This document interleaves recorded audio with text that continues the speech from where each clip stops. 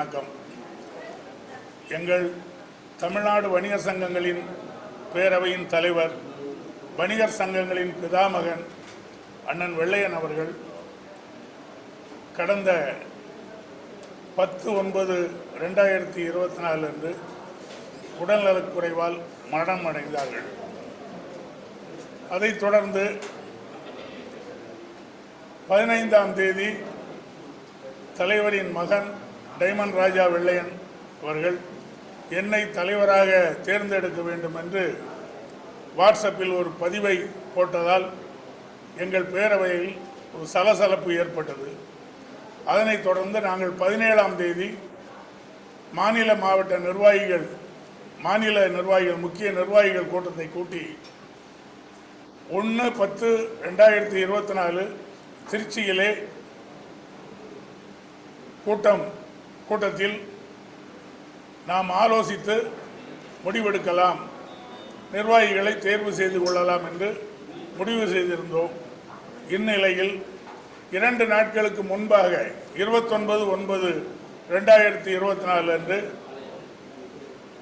Diamond ராஜா அவர்கள் 7 மாவட்ட தலைவர்களை மட்டும் வைத்து ஒரு கூட்டத்தை நடத்தி அவர் தலைவராக அவரே தேர்வு செய்து கொண்டார்.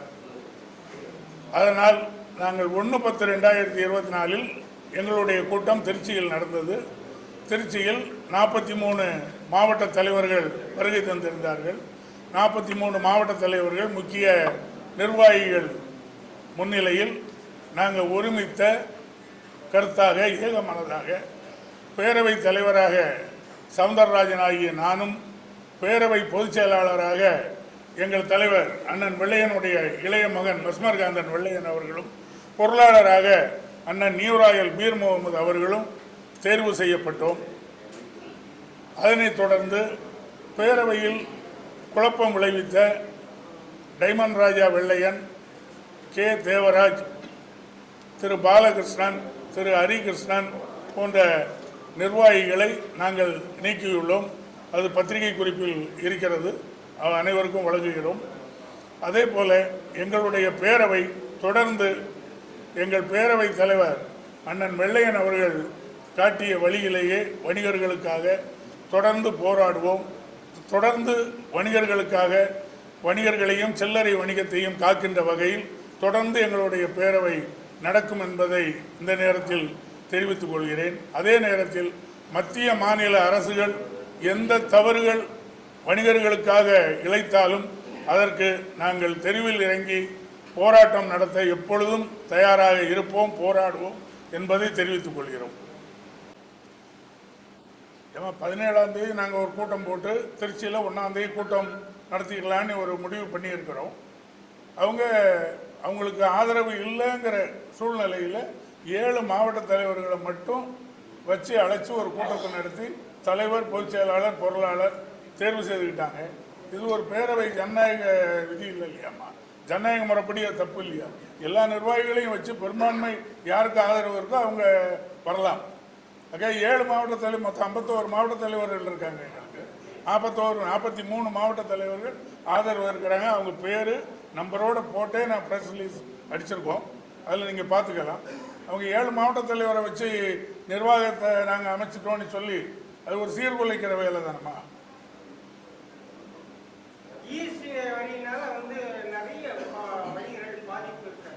ஆமாம். ஏன்னா ஜிஎஸ்டியை பொறுத்த அளவில் நீங்கள் சென்னையில் இருக்கிற ஜிஎஸ்டி ஆஃபீஸர்ஸ்டே போய் கேட்டால் கூட என்ன டெய்லி ஒரு அமெண்ட்மெண்ட் போடுறாங்க, டெய்லி ஒரு சட்டத்தை திருத்துறாங்க, ஒன்றுமே புரியலை. எல்லா வகைகள்லையும் வணிகர்களுக்கு பல பாதிப்பு ஏற்படுத்துது. அதாவது நாங்கள் வணிகர் சங்க பேரவை சார்பாக உணவுப் பொருள்னா ஒரு ஸ்லாப் வைங்க, இத்தனை சதவீதம்னா இத்தனை சதவீதம். கட்டிட பொருள் சிமெண்ட், செங்கல், மணல், ஜல்லி இன்னும் ஒரே ஸ்லாப் வைங்க. உதாரணத்துக்கு புது இரும்புக்கும் 18%, பழைய இரும்பு ஸ்கிராப்புக்கும் 18% தான்.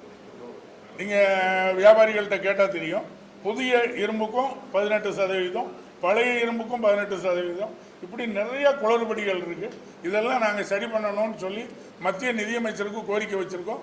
தமிழ்நாடு முதல்வருக்கும் உங்கள் மாண்புமிகு அமைச்சர் பெருமக்களை ஜிஎஸ்டி கூட்டத்துக்கு அனுப்பும்போது, கவுன்சில் கூட்டத்துக்கு அனுப்பும்போது இதை சரி பண்ண சொல்லுங்கன்னு நாங்கள் லெட்டர் கோரிக்கை வச்சிருக்கோம்.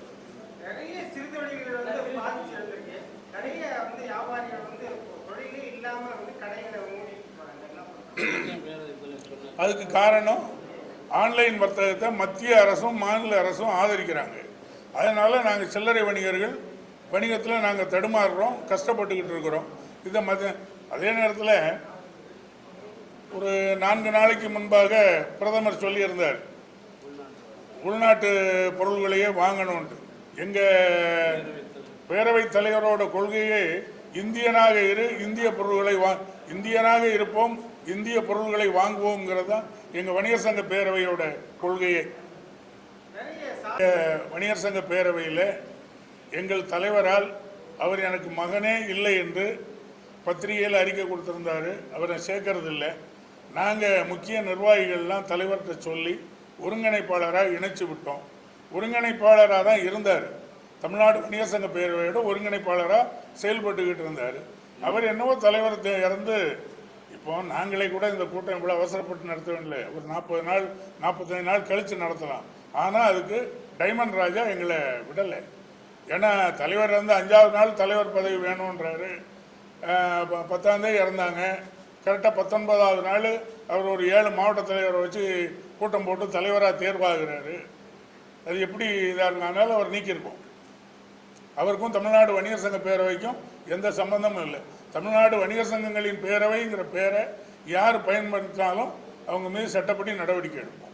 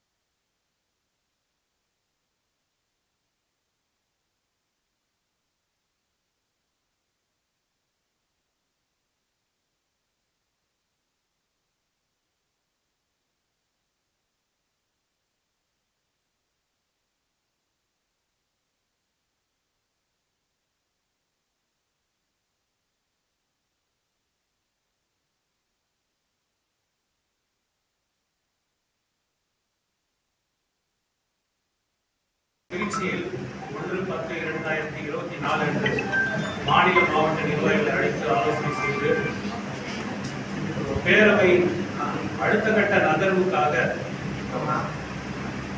நிர்வாகிகளை தேர்ந்தெடுத்து அறிவித்தோம். கிட்டத்தட்ட 43 மாவட்ட தலைவர்கள் கலந்து கொண்டு கருத்துக்கேற்ப நிர்வாகிகள் தேர்ந்தெடுக்கப்பட்டார்கள். அதன் பின்பு இந்த பத்திரிகையாளர் சந்திப்பு இங்கே வருகை தந்திருக்கும் அனைத்து ஊடக நண்பர்களுக்கும் என்னுடைய பணிவான முதற்கண் வணக்கம்.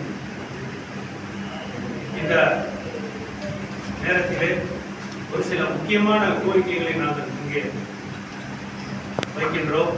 அதாவது வரி சுமையாக இருக்கக்கூடாது, வரி எளிமையாக்கப்பட வேண்டும். இன்னைக்கு பார்த்தீங்கன்னா 5%, 8, 12, 25 வரைக்கும் போயிருக்கு. 28 மக்கள் பயன்படுத்தும் அத்தியாவசிய பொருள், அதாவது அரிசிக்கு கூட இன்னைக்கு வந்து ஜிஎஸ்டி போட்டிருக்காங்க. 25 கிலோ வரைக்கும் பேக் பண்ணால் வந்து ஜிஎஸ்டி, அதுக்கு மேலே வந்து ஜிஎஸ்டி இல்லை. இப்போ 26 கிலோ பேக் பண்ணி அரிசி வந்து கொடுக்குறாங்க. நாளைக்கு வந்து 50 கிலோவுக்கு ஜிஎஸ்டி இல்லை, அதுக்கப்புறம் ஜிஎஸ்டின்னு சொல்லுவாங்க. இதையெல்லாம் அகற்றிட வேண்டும். தேவையில்லாத ஜிஎஸ்டி வரிகளை அகற்ற வேண்டும். ஜிஎஸ்டி வரி என்பது எளிமையாக்கப்பட வேண்டும். அடுத்தது மாண்புமிகு தமிழக முதல்வர் அவர்களுக்கு இந்த பண்டிகை காலங்களிலே ஒரு முக்கியமான கோரிக்கை என்னவென்றால் மின் கட்டண உயர்வு, இதை சீர்படுத்த வேண்டும். அடுத்தது சொத்து வரி.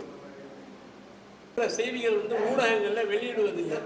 பெரும்பாலும் எங்களுடைய ஆதங்கத்தால் நாங்கள் ப்ரெஸ் கிளப்புக்கே வந்திருக்கிறோம். ஏன்னா இன்றைய தினம் சில வணிகர் சங்கங்கள் அரசுக்கு ஆதரவான கருத்துக்களோடு போயிடுறாங்க.